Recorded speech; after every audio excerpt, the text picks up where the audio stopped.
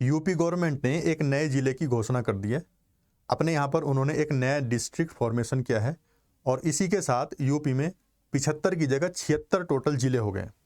कौन सा ज़िला बनाया, कौन सा डिस्ट्रिक्ट बनाया है, कैसे बनाया, क्या प्रोसेस है, उस पर कैसे कैसे रूल होगा, उन सब पे हम चर्चा करेंगे।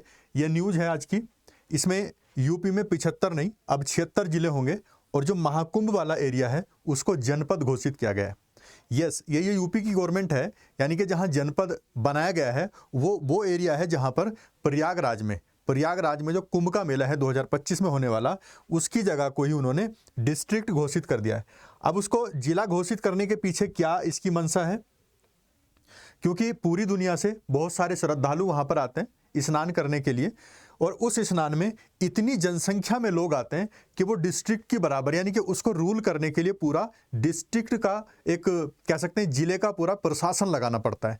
यानी कि इतना बड़ा वहाँ पर माहौल बन जाता है, कह सकते हैं टेंट वगैरह लगते हैं, एक प्रॉपर गांव कह सकते हैं, जिला कह सकते हैं, जिला बस जाता है, वहाँ पर बस्तियाँ बन जाती हैं। तो इसी के बारे में हम चर्चा करेंगे, कैसे कैसे जिला बनता है और इसमें क्या क्या प्रावधान है, कहाँ से आपके एग्जाम के पॉइंट ऑफ व्यू से इंपॉर्टेंट है, उसी सब पे बात करेंगे। तो ये जो जिला बनाया गया है, एक कुंभ मेले को ही डिस्ट्रिक्ट बना दिया। तो जहां 75 डिस्ट्रिक्ट थे यूपी में, अब कितने हो गए, 76 हो गए, 76 जिले यूपी में बन गए। इससे यूपी पीसीएस में सवाल बन सकता है और यूपीएससी के इंटरव्यू वगैरह में भी सवाल पूछ सकते हैं कि ऐसा क्यों किया जाता है और किस आधार पे किया जाता है। तो ये जो नोटिफिकेशन निकाला गया है, ये उत्तर प्रदेश प्रयागराज मेला प्राधिकरण प्रयागराज अधिनियम 2017 उसकी धारा 2 के अंतर्गत ये नोटिफिकेशन निकाला गया है। ये ऑफिशियल नोटिफिकेशन है। ये निकाला गया है Uttar Pradesh Prayagraj fair authority Prayagraj act 2017 की सेक्शन 2 के तहत।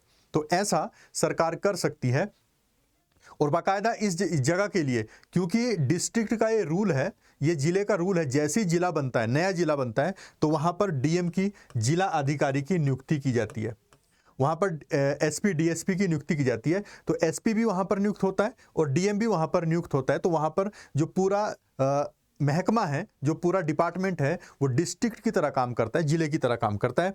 और ये जो महाकुंभ है 2025 में आयोजन होने वाला है, इसका जनवरी में, उसके लिए आधिकारिक तौर पर महाकुंभ मेला जिले की घोषणा की गई है। तो जो जिला है डिस्ट्रिक्ट, उसका नाम भी महाकुंभ मेला जिला रखा गया है, महाकुंभ फेयर डिस्ट्रिक्ट, महाकुंभ मेला जिला। अब ये जो अधिकारी हैं वहां पर आपने देखा होगा, जो मेला होता है, कहीं फेयर लगता है, तो उसके मेले का एक अधिकारी होता है, ऑफिसर होता है, उसी मेले के अधिकारी को यहाँ पर प्रशासनिक अधिकारी बना दिया जिले का, यानी कि जो डीएम वाली पावर है वो उसको दी गई है। जो फेयर ऑफिसर है उसी को डीएम वाली पावर मिल गई। तो जो मेला अधिकारी है, फेयर ऑफिसर, उसको क्या क्या पावर मिली है ये भी पता होना चाहिए आपको। उसके पास क्या क्या पावर होंगी। एक तो पावर उसे मेला अधिकारी की रहेगी, जो फेयर ऑफिसर है। कुंभ मेला और प्रयागराज, मेला अधिकारी जो है कुंभ मेले के एरिया और पूरे प्रयागराज में भारतीय नागरिक सुरक्षा संहिता 2023 की धारा 14(1) और संबंधित धाराओं के तहत कार्यपालक मजिस्ट्रेट कहलाएगा। जिला मजिस्ट्रेट और अतिरिक्त जिला मजिस्ट्रेट की पावर उसको मिल जाएंगी। ये इंपॉर्टेंट है, आप ध्यान रखेंगे। कहां से पावर मिल रही है? भारतीय नागरिक सुरक्षा संहिता 2023 सेक्शन 14(1) है किसका? Indian civil defence code 2023, Indian civil defence code 2023 या भारतीय नागरिक सुरक्षा संहिता 2023 की धारा, इसका सेक्शन 14 से पावर उसको मिल रही है। किसकी? कार्यपालक मजिस्ट्रेट भी वो कहलाएगा। जिला मजिस्ट्रेट की उसके पास पावर होंगी, अतिरिक्त जिला मजिस्ट्रेट की भी पावर उसके पास होंगी। एग्जीक्यूटिव मजिस्ट्रेट, डिस्ट्रिक्ट मजिस्ट्रेट और एडिशनल डिस्ट्रिक्ट मजिस्ट्रेट, सारी पावर इस मेला अधिकारी के पास, फेयर ऑफिसर के पास होंगी वहां पर। तो पूरा महकमा इस जगह पर वही होगा जैसे डिस्ट्रिक्ट में काम करता है। इसको जो मेला अधिकारी है या जो फेयर ऑफिसर है, उसको उत्तर प्रदेश राजस्व संहिता 2006 जो 2016 में संशोधित हुई है, उसके तहत जिला मजिस्ट्रेट और कलेक्टर की सभी शक्तियां मिलेंगी। जिला मजिस्ट्रेट और कलेक्टर दोनों की पावर उसको मिल रही हैं। जिला मजिस्ट्रेट जो डिस्ट्रिक्ट मजिस्ट्रेट कहलाता है या कलेक्टर, दोनों की पावर उसको मिलेंगी। उत्तर प्रदेश रिवेन्यू कोड 2006 जो अमेंड हुआ था 2016 में, पावर जिला मजिस्ट्रेट की भी है और डिस्ट्रिक्ट मजिस्ट्रेट जो कलेक्टर है, सॉरी डीएम, उसकी पावर भी इसको है। मेलाधिकारी को जिले के लिए अतिरिक्त कलेक्टर को नियुक्त करने की भी परमिशन होगी, उसके पास पावर होगी। अगर उसको लगता है एडिशनल कलेक्टर हमें चाहिए उस डिस्ट्रिक्ट के लिए, मेला अधिकारी को अगर लगता है कि हमें एडिशनल जो कलेक्टर है उसकी ज़रूरत अगर लगती है उसको, तो उसको भी वो नियुक्त कर सकता है। तो ये उसका क्या है, जो महकमा है उसकी हमने पूरी बॉडी देख ली, किस तरह से काम करेगी और कैसे कैसे उसको पावर्स हैं। अब कुंभ मेला है क्या, ये कब कैसे लगता है आपको पता ही है। कुंभ मेला जो है भारतीय जो ये मानवता की अमूर्त सांस्कृतिक विरासत या intangible cultural heritage of humanity, किसका, यूनेस्को का, ये आपके लिए इंपॉर्टेंट हो जाता है। यूनेस्को की जो संयुक्त राष्ट्र शैक्षणिक, वैज्ञानिक और सांस्कृतिक संगठन है यानी कि यूनेस्को, इसकी मानवता की अमूर्त सांस्कृतिक विरासत के प्रतिनिधि की सूची में आता है। तो यूनेस्को का किस में है, अमूर्त सांस्कृतिक विरासत में, या इंटेंजिबल कल्चरल हेरिटेज कहलाता है ये भारत में जो कुंभ मेला लगता है। ये पृथ्वी पर तीर्थयात्रियों का सबसे बड़ा शांतिपूर्ण संगम है, इसको भी ध्यान रखेंगे। पूरी दुनिया में, पूरी पृथ्वी पर इतने बड़े जो तीर्थयात्री हैं उनको शांतिपूर्ण संगम जो होता है वो सबसे बड़ा संगम ये कहलाता है। Largest peaceful gathering of pilgrims on the earth, पूरी धरती पर सबसे शांतिपूर्ण समागम होने वाला जो है सबसे बड़ा है उसमें। ये इंपॉर्टेंट हो जाता है। नासिक में गोदावरी नदी पर 4 जगह लगता है। नासिक में गोदावरी नदी पर लगता है, उज्जैन में शिप्रा नदी पर ये लगता है, हरिद्वार में गंगा नदी पर लगता है और प्रयागराज में गंगा, यमुना और सरस्वती के संगम पर इसका आयोजन किया जाता है। तो प्रयागराज का याद रखेंगे, गंगा यमुना सरस्वती का संगम, हरिद्वार में गंगा के किनारे, उज्जैन में शिप्रा और नासिक में गोदावरी नदी, चारों जगह याद रखेंगे, इंपॉर्टेंट है। शिप्रा रिवर इन उज्जैन और Godavari river in Nashik, Ganga in Haridwar, Ganga, Yamuna and Saraswati in Prayagraj. तो 4 जगह पर मेला लगता है। अब भारत के 4 अलग अलग शहरों में लगता है, तो अलग अलग संस्कृतियों को, मतलब संस्कृति के लोग इसमें भाग लेते हैं, अलग अलग संस्कृति या सामाजिक पृष्ठभूमि के लोग इसमें भाग लेते हैं।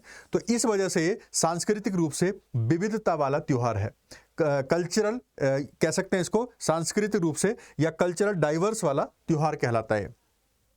इसमें एक प्रॉपर बस्ती बनाई जाती है, तंबू वाले घर आपने देखे होंगे, इस तरह से वो तंबू वाले घर बनाते हैं, इस तरह से तंबू वाले घर बना देते हैं और इसी तरह से पूरी बस्ती बन जाती है और जिले के बराबर इसकी जनसंख्या हो जाती है। तो इसी वजह से इसको डिस्ट्रिक्ट घोषित किया जाता है और जिले की तरह इसमें टेंटेड सेटलमेंट बनते हैं, इस वजह से इसमें जिले की तरह इसको ट्रीट किया जाता है और पूरी प्रशासनिक सुविधाएं, नागरिक सुविधाएं, सुरक्षा उपाय, झोपड़ियां, मंच, ये सब बनाए जाते हैं। पूरी तरह से एक बस्ती बन जाती है और उसको इस वजह से जिला घोषित करना पड़ता है। इसका आयोजन कौन करता है, सरकार करती है और जो स्थानीय प्राधिकारी हैं यानी कि लोकल अथॉरिटीज़, गवर्नमेंट और पुलिस, तीनों मिलकर इसका आयोजन करते हैं। लोकल अथॉरिटीज़, पुलिस और गवर्नमेंट मिलकर। और जो वनों में, पहाड़ों में रहने वाले जो, या गुफाओं में रहने वाले या सुदूर स्थान में रहने वाले जो तपस्वी होते हैं, जो धार्मिक गुरु होते हैं, वो इस मेले में खास तौर से आते हैं, उनके लिए किया जाता है। आपने देखा होगा नागा लोग भी यहाँ पर स्नान करने के लिए आते हैं, जो आपको नॉर्मल डेज में देखने को नहीं मिलेंगे, लेकिन वो कुंभ के मेले में गंगा स्नान के टाइम पर आपको मिल जाएंगे जो नागा लोग हैं। तो ये थोड़ी सी न्यूज़ थी जो आपके काम की है। मैंने जितना न्यूज़पेपर में है उतना नहीं दिखाया मैंने, जो आपके काम का है वो डाटा मैंने आपको दिया है और ये आपको पता होना चाहिए, इससे सवाल बन सकता है। तो इसको मतलब ये यहीं तक था। अब मैं आपके लिए एक सूचना लेके आया हूँ। अनअकैडमी आपको 1200 रुपये महीना में सब्सक्रिप्शन प्लान दे रही है। आइकॉनिक प्लान है 46,999 में 2026 के लिए और 2027 के लिए 56,999 में है, प्लस 32,999 में हो और 42,999 में है 2027 के लिए। इसमें आपको कंप्लीट बैच मिलेगा, प्री और मेंस की तैयारी मिलेगी, डाउट क्लियरिंग सेशन, बाकी सारी चीज़ें आपको मिल जाएंगी। अगर ये भी समस्या आपके पास भी ये समस्या आती हैं तो इसका भी समाधान किसके पास है, अनअकैडमी के पास। आप इसको ज्वाइन करके ले सकते हैं। अगर आप 2025 देने वाले 17,999 में कोर्स है आपके लिए, 6 महीने में सिलेबस कंप्लीट होगा, 29 मॉक टेस्ट मिलेंगे, रिवीजन होगा करंट अफेयर्स का, डाउट सॉल्विंग सेशन भी होगा, 6 दिसंबर से स्टार्ट हो रहा है। इसको जाके आप ज्वाइन कर सकते हैं। 3 बैच और चल रहे हैं, इंग्लिश और इंग्लिश में ये आरंभ बैच है और आगाज बैच है और इग्नाइट बैच। इसमें भी आपको 1-to-1 मेंटरशिप मिल जाएगी। अगर आपको ऑप्शनल भी लेना है तो ऑप्शनल के लिए भी बैच स्टार्ट हो रहा है, बाकी कॉल करके आप पूछ सकते हैं। और अगर आप इसमें से कोई सा भी कोर्स खरीदना चाहते हैं तो ये कोड यूज कर लेना, PAUPSC। इस कोड को इस्तेमाल करने से आपको एक्स्ट्रा या मैक्सिमम डिस्काउंट और मिल जाएगा। तो आज के लिए इतने रखते हैं।